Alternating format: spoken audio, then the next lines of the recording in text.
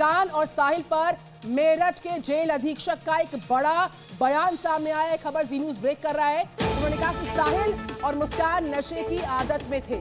हमारे यहाँ पर नशा मुक्ति केंद्र चलता है, तो दोनों को डॉक्टर से मिलकर दवाइयां दिलवा दी गई। ये जेल के अधीक्षक का बयान सामने आया। मेरठ जेल अधीक्षक ने कहा कि दोनों ही नशे के आदी रहे हैं और नशे के बंदियों को शुरुआत में दिक्कतें अक्सर होती हैं। डॉक्टर्स ने दवाई दी है, अब उनकी नींद और प्रक्रिया दोनों सामान्य हो गई। सर 19 मार्च से दोनों बंद हैं, क्या उनका रूटीन है, क्या बिहेवियर है आमतौर पर?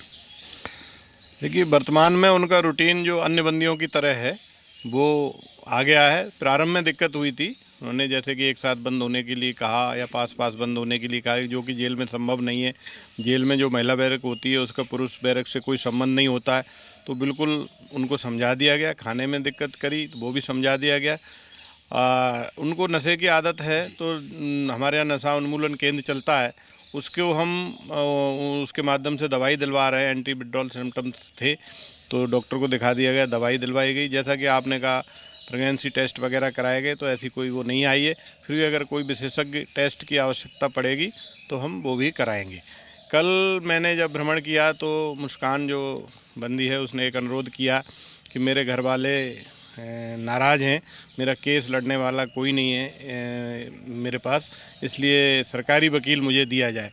तो इसकी ये प्रक्रिया होती है कि उससे एक प्रार्थना पत्र लेकर हम जिला विधिक सेवा प्राधिकरण को एक प्रार्थना पत्र भेजेंगे कि इस बंदी ने सरकारी वकील मांगा। ये बंदी का अधिकार होता है, जिसके पास कोई भी वकील नहीं है वो सरकारी वकील ले सकता है। तो हम शीघ्र ही जिला विधिक सेवा प्राधिकरण को उसका प्रार्थना पत्र भेजकर सरकारी वकील के लिए उसका प्रार्थना पत्र अग्रसारित कर देंगे। बाकी जेल में अब उनकी रहने की और नियमित प्रक्रिया सुचारू रूप से चल रही है।